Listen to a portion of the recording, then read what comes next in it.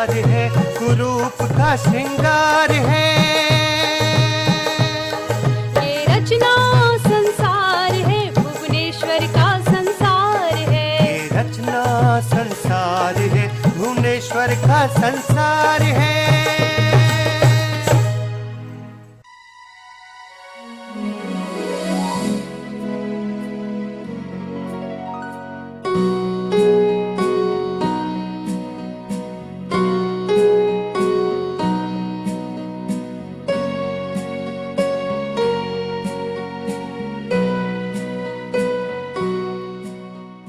श्रोताओं नमस्कार। सॉफ्टवेयर योजना के अंतर्गत यह धारावाहिक एक नमन है साहित्य मनीषी सुविख्यात नाटक लेखक भुवनेश्वर प्रसाद को। भुवनेश्वर एक ऐसे एकांकीकार जो बचपन से ही एकाकी रहे। मां का साया बचपन में ही सिर से उठ गया। पिता की आर्थिक स्थिति खराब थी, पर बावजूद इसके वो अंग्रेजी, हिंदी और उर्दू भाषाओं के मर्मज्ञ थे। प्रोफेसर्स तक उनके ज्ञान का लोहा मानते। स्वाधीनता आंदोलनों से भुवनेश्वर छात्र जीवन से ही जुड़ गए थे। भुवनेश्वर के अधिकांश मित्र 1932 में हाई स्कूल पास करके लखनऊ, उन्नाव, कानपुर, इलाहाबाद, बनारस अथवा बरेली उच्च शिक्षा प्राप्त करने के उद्देश्य से चले गए थे। ऐसी स्थिति में यायावर भुवनेश्वर का मन शाहजहांपुर या बरेली में कैसे लगता। वो अपने मित्रों के पास शहर शहर जाने लगे थे। उनके एक मित्र काशीनाथ कपूर ने उल्लेख भी किया है। 1932 में द्वारिका भैया ने हाई स्कूल पास किया। वो BNSD हॉस्टल में और श्याम सिंह सेठ SD हॉस्टल में थे। भुवनेश्वर अक्सर कानपुर आते, महीनों उनके पास रहते। जब मन भर जाता तो किसी और शहर में अन्य मित्रों के पास चले जाते। भुवनेश्वर के भाई दयानंदन लाल सिंधु अपने अग्रज भुवनेश्वर के बारे में और अपनी पारिवारिक स्थिति के विषय में साफ साफ कहते। पिताजी खूब शराब पीते थे। यही वजह थी कि अपने परिवार के प्रति उनका ध्यान कम ही रहता था, लगभग ना के बराबर। आर्थिक स्थिति भी डमाडोल ही थी। परिवार को आर्थिक मदद की बहुत आवश्यकता थी। पिताजी और परिवार के अन्य सदस्य यही चाहते थे कि भुवनेश्वर बड़े होने के नाते छोटी मोटी नौकरी करके परिवार के दायित्वों की पूर्ति करे। लेकिन भुवनेश्वर को छोटी मोटी नौकरी कतई पसंद नहीं थी। हाँ, जब कभी उनके पास पैसे होते और बाहर से आते तो हम सब भाई बहनों के लिए अच्छे कपड़े, खाने पीने का सामान और डिब्बा बंद मछलियां जरूर लाते। खर्चे बड़े भैया दिल खोलकर करते थे। घर वालों को उनकी साह खर्ची पर भी ऐतराज था। हमारे एक दूर के रिश्तेदार थे जो कि इस्लामिया में पढ़ाते थे, लेकिन साहब खाना वो भी हमारे घर ही खाते थे। उनका यूं रोज रोज घर आना बड़े भैया को बिल्कुल भी पसंद नहीं था। उनकी तथा हमारी बहन शक्ति की एक राय रहती थी। उनसे अक्सर भुवनेश्वर का झगड़ा रहता था। परिवार भी भैया का साथ नहीं देता था। आखिर बिखरते परिवार की अपनी समस्याएं जो थीं, परिवार पर से उनका नियंत्रण खत्म होता जा रहा था। हम भाई बहन भी उनसे डरते थे। हम लोग डर की वजह से उनसे बात तक नहीं कर पाते थे। बड़े भैया परिवार से कटे कटे से रहने लगे। जब भी घर पे होते चुपचाप अपने कमरे में पड़े रहते। किसी से कोई बात नहीं होती। दिन महीने यूं ही गुजरते रहे। परिवार के बीच रहते हुए भी बड़े भैया अकेले के अकेले थे। चिंता और अवसाद की लकीरों को उनके माथे पर साफ साफ देखा जा सकता था। और एक दिन वही हुआ जिसका मुझे डर था। परिवार में अपना महत्व न होने के कारण बड़े भैया भुवनेश्वर घर छोड़कर चले गए। आखिरकार घर छोड़ दिया भुवनेश्वर ने। 1933 में भुवनेश्वर ने जैन पब्लिशर्स के यहां नौकरी कर ली। वो पब्लिशर उनसे काम तो खूब लेता, पर पैसे देने में आनाकानी करता। जैन साहब, आज तो बहुत देर हो गई है। जितना पेंडिंग काम था सब निपट गया। थक भी गया हूँ। प्रूफ रीडिंग करते हुए आंखों में अब अंधेरा सा छा रहा है। भाई काम तो करना ही पड़ेगा बाबूजी, पैसे पेड़ पर थोड़ी ही लटकते हैं, जितना काम उतना दाम। कहाँ जैन साहब, आप तो काम ज्यादा कराते हो, दाम कम देते हो। हम तो ऐसे ही हैं, बिजनेस में लगातार घाटा हो रहा है, तनख्वाह निकालनी तो मुश्किल हो रही है। ऐसे में आप लोग काम करेंगे नहीं और पगार चाहिए। आपने तो 2 महीने से पगार ही नहीं दी जैन साहब। और अगले 2 महीने और भी नहीं मिलने वाली है पगार। मेरे पास जब पैसे होंगे पगार दे दूंगा। काम करना है तो करो, वरना रास्ता खुला है। आखिरकार भुवनेश्वर परेशान हो गए। उन्होंने पब्लिशर की यहां की नौकरी छोड़ दी। 1933 में ही उनकी मुलाकात रामेश्वर शुक्ल अंचल से हुई। तब अंचल जी पढ़ रहे थे, लेकिन वो भुवनेश्वर के व्यक्तित्व से बहुत प्रभावित हुए। भुवनेश्वर के व्यक्तित्व का खाका रामेश्वर शुक्ल अंचल ने कुछ यूं खींचा। हाथ में कविता की कॉपी, काफी मोटी, जिसमें बीच बीच में एकांकी भी गुथे थे। शौकी सूक्तियों से मंडित वो कॉपी भुवनेश्वर बराबर अपने हाथ में लिए रहते। कविताएं छायावादी, पर बीच बीच में चमक उठने वाले जीवन के भौतिक यथार्थ के टुकड़े अपने में ही डूबे और डगमगाए। उनके साफ सुथरे परिष्कृत लघु व्यक्तित्व से हम सभी लघु मानव अभिभूत थे। उनसे मिलने की उत्कंठा दिन भर यूनिवर्सिटी या घर पर बराबर बनी रहती। भुवनेश्वर कहाँ ठहरे थे और कब कहाँ मिलते थे, ये किसी को पता न था। आवारापन उनकी सांस सांस में बसा था। सुबह कहीं, रात कहीं, यही भुवनेश्वर का अस्त व्यस्त सा जीवन क्रम था। शानदार व्यक्तित्व के स्वामी थे भुवनेश्वर बाबू।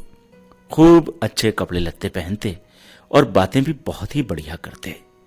इतनी अच्छी बातें कि सामने वाला उनका मुरीद होकर रह जाए। गजब की शख्सियत थी भुवनेश्वर की। रामेश्वर शुक्ल अंचल ने लगभग हूबहू उतार दिया है अपने उल्लेख में भुवनेश्वर की अनूठी शख्सियत को। उनकी प्रतिभा को उपन्यास सम्राट मुंशी प्रेमचंद ने भी पहचाना। इसी प्रतिभा का सम्मान करते हुए मुंशी प्रेमचंद ने हंस के अक्टूबर अंक में 2 एकांकी, श्यामा एक वैवाहिक विडंबना तथा प्रतिभा का विवाह प्रकाशित किए। इनके प्रकाशन से भुवनेश्वर की पहचान राष्ट्रीय स्तर पर एकांकीकार के रूप में बनी।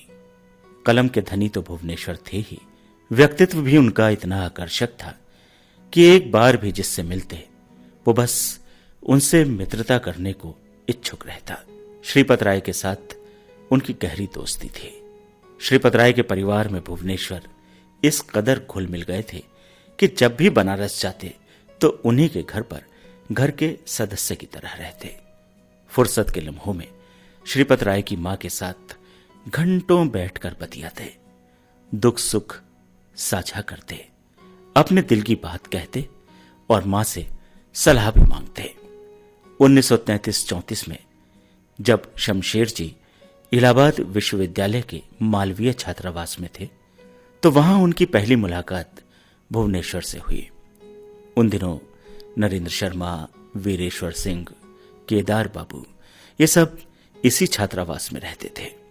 मुलाकातें होती, बातें होती, रचनाएं भी रच जाती। गेंदा कहानी कुछ इसी तरह लिखी गई। इलाहाबाद में कटरे के पास भुवनेश्वर अपनी मित्र मंडली के साथ खाने पीने जाया करते थे। वहां एक पान की दुकान पर शोडसी पान लगाया करती थी। भुवनेश्वर समय समय पर वहां खड़े रहते। उन्होंने उस पर एक दिन कहानी लिख डाली। बस यूं ही सृजन का क्रम अनवरत चलता रहा। राष्ट्रीय स्तर पर भुवनेश्वर की पहचान तो हो ही चुकी थी। भुवनेश्वर की दुनिया में शब्द थे, भाव थे, संवेदनाएं थीं, टीस थी और सबसे बढ़कर समाज की नंगी सच्चाई थी। और यही सब उनकी रचनाओं में साफ अनुभव भी किया जा सकता है। आज हम आपके लिए लाए हैं भुवनेश्वर का लिखा वो नाटक जो मुंशी प्रेमचंद ने हंस के अक्टूबर के अंक में प्रकाशित किया था, प्रतिभा का विवाह। आइए सुनते हैं इस नाटक का कथासार।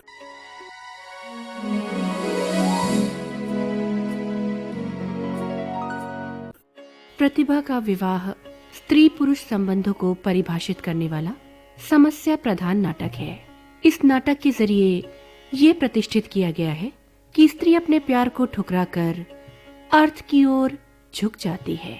यहाँ वो आर्थिक आधार मजबूत करके अपनी वासना की पूर्ति पति के स्थान पर प्रेमी के माध्यम से करती है। समाज में सम्मानजनक स्थान तथा धन पाने के लिए वो अधेड़ पुरुष से शादी करने में भी हिचकिचाहट महसूस नहीं करती। नाटक के सारे पात्र इसी युग के हैं। वे भौतिकवादी हैं, आदर्श का ढिंढोरा नहीं पीटते, जीवन के यथार्थ को समझते हैं, सच्चाई का सामना करना जानते हैं, भौतिक सुख के लिए बेहिचक समझौते करते हैं, मन की बात दो टूक करते हैं। मिस्टर मोहन की बेटी प्रतिभा विवाह योग्य है। वो महेंद्र नामक युवक से प्रेम करती है और उनका प्रेम व्यापार विवाह की दहलीज पर है। किंतु एक दिन प्रतिभा के पिता के मित्र मिस्टर वर्मा प्रतिभा से विवाह का प्रस्ताव रखते हैं, जिसे अपने पिता की इच्छा के विरुद्ध प्रतिभा स्वीकार कर लेती है और महेंद्र से शादी करने से इनकार कर देती है। इस मूल कथ्य को नाटकीयता के साथ प्रस्तुत किया गया है। मिस्टर मोहन आयु तथा मित्रता का संदर्भ देते हुए शादी के बाद उत्पन्न होने वाली समस्या की ओर ध्यान आकर्षित करते हैं, किंतु मिस्टर वर्मा अपने तर्कों से उन्हें परास्त कर देना चाहते हैं। मिस्टर वर्मा इससे पूर्व प्रतिभा के पिता की प्रेमिका मिसेस जोशी से भी शादी का प्रस्ताव रख चुके थे। इस बात को मिसेस जोशी प्रतिभा के पिता के सामने प्रकट कर देती हैं, तो मिस्टर वर्मा ना तो लज्जित होते हैं और ना ही ग्लानि का अनुभव करते हैं। वो अपना तर्क प्रस्तुत करते हुए अपने प्रस्ताव को भी उचित ठहराते हैं। वे मातृत्व को परिभाषित करते हैं, भारतीय मान्यताओं और मातृत्व के प्रचलित स्वरूपों को नकारते हुए नई दृष्टि से देखते हैं। प्रेमी महेंद्र दुखी होकर उसका मंतव्य जानना चाहता है कि आखिर वो उसे छोड़कर अधेड़ मिस्टर वर्मा से विवाह क्यों करना चाहती है। क्या वो उससे प्रेम नहीं करती? तो वो प्रेमिका के हाव भाव प्रदर्शित कर उसे प्रेम का आश्वासन देती है। प्रेम और विवाह में होने वाले मूल अंतर को भुवनेश्वर अपने पात्रों के माध्यम से कहलवाने में सिद्ध हस्त है। वे मानते हैं कि विवाह एक विवशता है, प्रेम करने की एक बाध्यता है, शरीर समर्पण का प्रमाण पत्र है, किंतु मन और शरीर को भावनात्मक रूप से जोड़ने का नाम है प्रेम। इसीलिए वे शादी करने के पश्चात भी प्रेमी से शारीरिक संपर्क बनाए रखने को बुरा नहीं मानते। भुवनेश्वर ने स्त्री पुरुष संबंधों को आर्थिक या कामुक आधार पर खड़ा माना है। उनका मानना है कि इन दो रिश्तों के अलावा स्त्री और पुरुष का कोई नैसर्गिक संबंध हो ही नहीं सकता।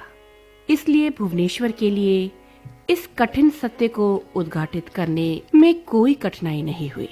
यदि कामुक और आर्थिक आधार तलाशना हो तो देखा जा सकता है कि मिसेस जोशी और प्रतिभा नाटक में दो महिला पात्र हैं। दोनों प्यार किसी से करती हैं तो शादी किसी और से। शादी के बाद भी वे अपने पति के प्रति पूर्ण समर्पित नहीं हैं।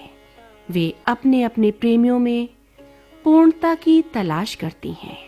मिसेस जोशी प्रतिभा के पिता से प्यार करती हैं। ये बात मिस्टर वर्मा जानते हैं और इस तथ्य का जिक्र प्रतिभा के समक्ष उसके पिता से करते हैं। मिसेस जोशी मिस्टर वर्मा के एक रहस्य को खोलते हुए बताती हैं कि मिस्टर वर्मा मुझसे शादी का प्रस्ताव रख चुके हैं। इस प्रकार मिस्टर वर्मा, प्रतिभा के पिता और मिसेस जोशी तीनों काम वासना के वशीभूत एक दूसरे से संबद्ध हैं, जबकि प्रतिभा जमीन जायदाद और रुपए पैसे के लिए अपने प्रेमी महेंद्र को ठुकराकर मिस्टर वर्मा से शादी का निर्णय करती है। इस प्रकार भुवनेश्वर ने विवाह को केवल एक निरर्थक बंधन या व्यवसाय माना है। आजीविका माना है। ये विवाह पर केंद्रित एक समस्या नाटक है।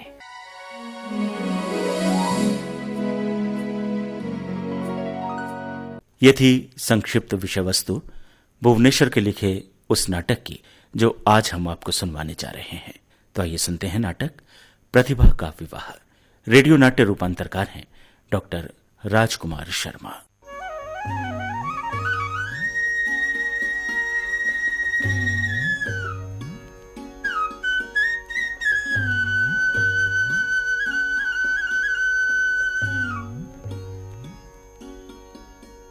पूरे उत्तरी भारत में पापा को यही सबसे ज्यादा रमणीय जगह लगती है।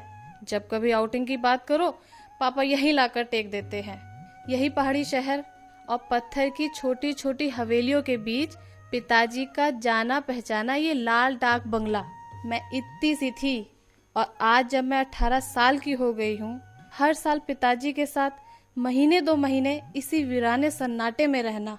अरे तू सुन भी रही है? सुन भी रही हूँ और समझ भी रही हूँ, पर इस सब से मुझे क्या।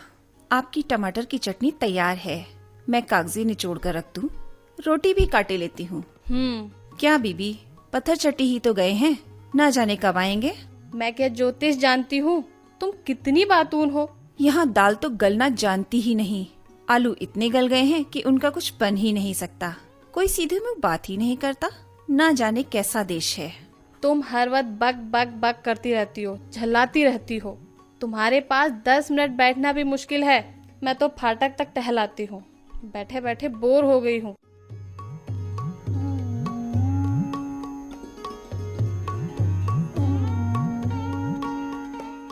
ये लो पापा, और वर्मा अंकल भी आ गए। अंकल, मैंने आपको फाटक से घुसते हुए पहचान लिया था। अंकल, आपका ओवरकोट बहुत अच्छा लग रहा है। क्यों पापा? प्रतिभा, बेटे इतनी सर्दी में शाल भी नहीं है? जी नहीं पापा, मैं आपकी राह देख रही थी। वहाँ से आकर हमारा बंगला कितना नीरस दिखता है। बड़ा सुंदर स्थान है मुन्नी। तेरी तबीयत ठीक होते ही हम वहाँ चलेंगे। मुझे अब प्रकृति के हृदयहीन सौंदर्य में तनिक भी रस नहीं है। मानव प्रकृति कहीं अधिक सुंदर है। अच्छा अच्छा, इसी तरह तो दिन रात सोच सोच कर स्वास्थ्य का सत्यानाश कर लिया तूने। अच्छा, अब चलिए मिस्टर मोहन, मैं चूर हो गया हूँ। आप तो अभी जवान हैं। खैर मिस्टर वर्मा, हम बूढ़े ही आजकल के जवानों से अच्छे हैं। अच्छा, आप पापा ये बात कितनी बार कह चुके हैं। आइए, बरामदे में पड़ी कुर्सियों पे बैठ लीजिए। आइए ना अंकल, आप भी।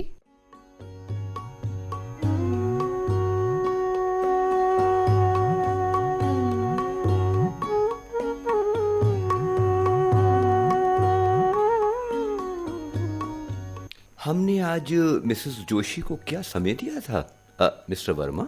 मुझे तनिक भी ध्यान नहीं है, पर मिसेस जोशी तो आज रानीखेत गई होंगी। नहीं अंकल, उन्होंने विचार बदल लिया था। मिसेस जोशी को मैंने आज 20 वर्ष बाद देखा। पिछली बार जब वो तुम्हारे साथ लखनऊ में थी। अरे मिस्टर वर्मा, तुम मेरी बात सुनो। प्रतिभा बेटी, तुम अंदर जाओ।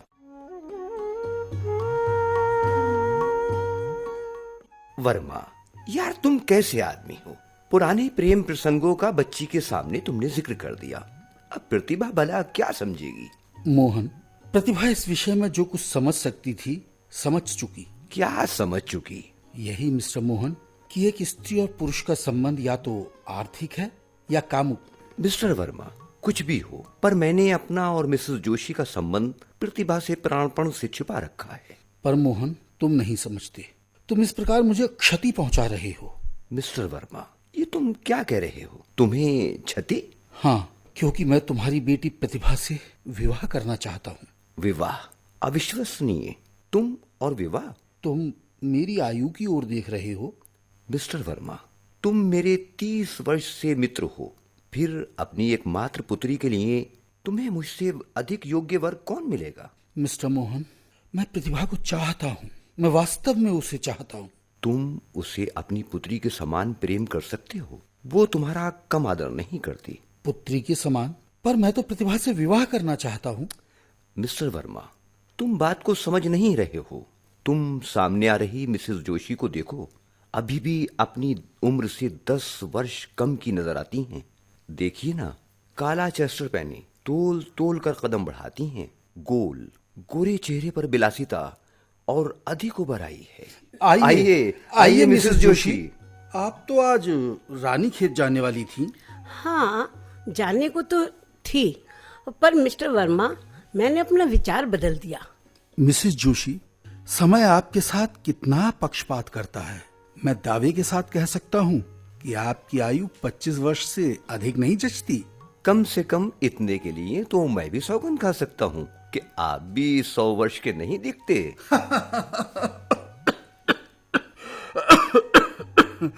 ये सौगंध तो कोई भी खाने को तैयार हो जाएगा। अरे अरे मिस्टर मोहन, बैठिए ना। यहाँ आते हुए मैंने आपका अंतिम वाक्य सुना। मुझे तो बड़ा कौतूहल हो रहा है। हाँ मिसेस जोशी, दरअसल मिस्टर वर्मा प्रतिभा से विवाह करना चाहते हैं। यदि मैं मिस्टर वर्मा को अप्रतिभ नहीं कर रही हूँ तो ऐसा ही प्रस्ताव उन्होंने मेरे साथ भी किया था। तुम्हारे साथ? कब? कहाँ? बहुत दिनों की बात है। ज्योति बीमार थे, पर हम लोगों ने आशा का पल्ला नहीं छोड़ा था। पर मैं अनजाने भावी वैधव्य के भय और आशंका से तिलमिला उठी थी। एक दिन सांझ को मैं ज्योति को दवा पिलाकर ही बैठी थी कि मिस्टर वर्मा ने मुझसे ये प्रस्ताव किया कि मैं उनसे विवाह कर अपने आप को चिंता मुक्त कर सकती हूँ। देखिए, आपने इसे अत्यंत भावुकता के साथ मोहन के सम्मुख रखा है। सत्य तो कुछ और ही है। बात यह है कि मैंने देखा आपका नारी रूप उस समय विलीन हो रहा था। आपका अपना कोई पृथक व्यक्तित्व और अस्तित्व ही ना था। मैंने आपको संपूर्ण बनाने का प्रस्ताव किया। मैंने क्या बुरा किया? पर मैं ज्योति को बहुत प्यार करती थी। पर उस समय एक चतुर और तत्पर नर्स उनके लिए आपसे अधिक महत्व रखती थी। खैर, अब आप प्रतिभा से विवाह करना चाहते हैं। देखिए, मुझ में कुछ है नहीं। मैं कुछ दिनों का मेहमान हूँ। मेरी जमीन जायदाद, रुपया पैसा सब प्रतिभा का होगा। समाज में उसका एक विशिष्ट स्थान होगा। वो एक अनस्तित्व गृहिणी या माता नहीं, एक प्रतिष्ठित विधवा होगी। समाज से, जीवन से उसका सीधा संसर्ग होगा, क्योंकि समाज में उसका एक अतीत होगा। लोग उसके पति को जानने के लिए उसे जानेंगे। पर क्या तुम समझते हो प्रतिभा इसमें संतुष्ट रहेगी? क्या तुम समझते हो प्रतिभा एक माता या गृहिणी बनने से संतुष्ट रहेगी? मातृत्व एक स्त्री का सर्वोत्तम और सर्वोत्कृष्ट रूप है। मातृत्व एक पेशा है और आप या प्रतिभा किसी स्त्री के लिए एक निकृष्ट पेशा है। मैं नहीं चाहता प्रतिभा जीवन को समझने के लिए अपना शरीर और यौवन बेचे। मैं नहीं चाहता वो अपनी जीविका कमाने के लिए एक माता बने। मैं तो वैधव्य को एक अपराध समझती हूँ। क्योंकि आप स्वयं एक विधवा हैं और अपने स्वस्थ मन से वैधव्य लाभ नहीं किया है। क्षमा कीजिएगा कि आप समझती हैं कि आपका जीवन इतना ही उपादेय और सार्थक होता। यदि आज मेरे मित्र मिस्टर ज्योति बल्लभ जोशी जीवित होते और आप 1 दर्जन बच्चों की माता, नानी और दादी होती।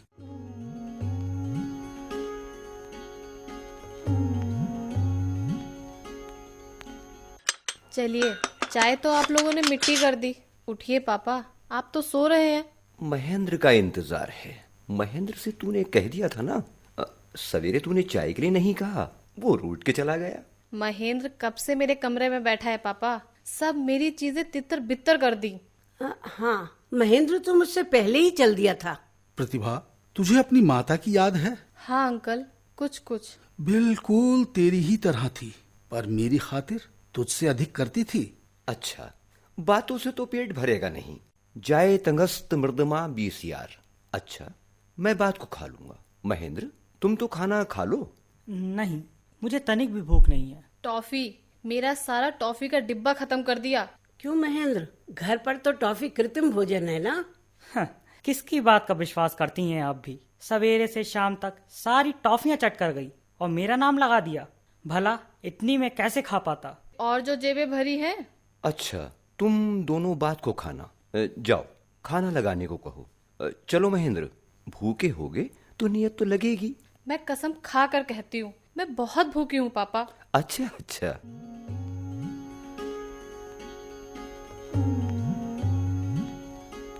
तुम्हारा ये कमरा, जिसकी दीवारें सादे कागज से मढ़ी हैं, बहुत ही अच्छा है। अरे प्रतिभा, तुम्हारी ये पुस्तकें और कागजात जो अस्त व्यस्त पड़े हैं, मैं इन्हें उठाकर सोफे पर रख देता हूँ। नहीं, तुम क्यों उठाओगे? यहाँ सफाई मैं कर देती हूँ। लेकिन महेंद्र, तुम वहाँ शीतल पार्टी पर क्यों बैठ गए?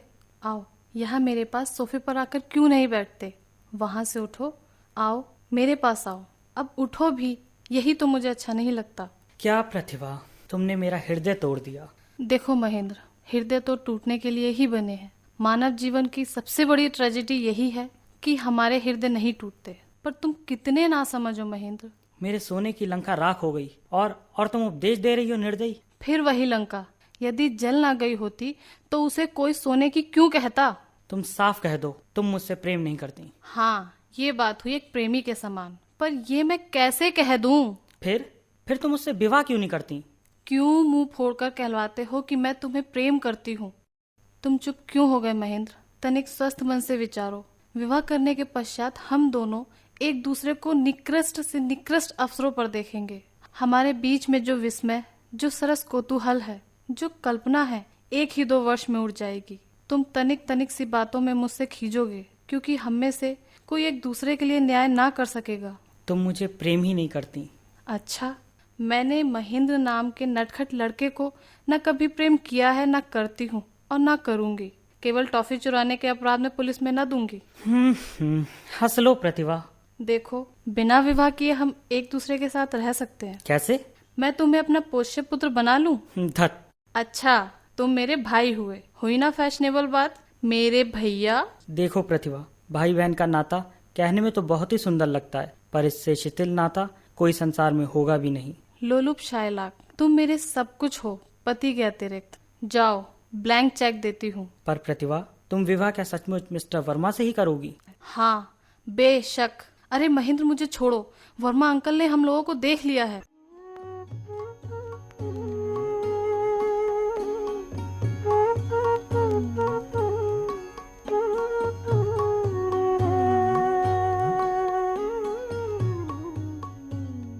प्रतिभा का विवाह।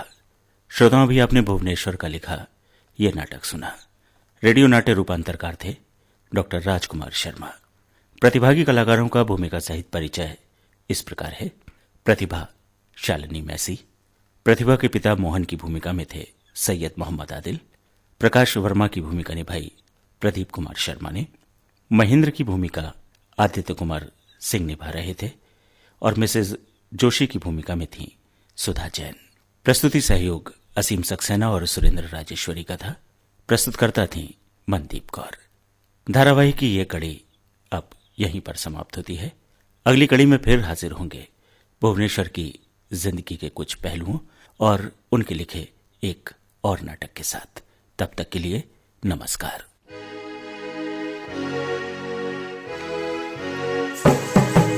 जीवन की कथाएं हैं, सच भरी व्यथाएं हैं। एकाकी का संसार है, कुरूप का श्रृंगार है। ये रचना संसार है, भुवनेश्वर का संसार है। ये रचना संसार है, भुवनेश्वर का संसार है।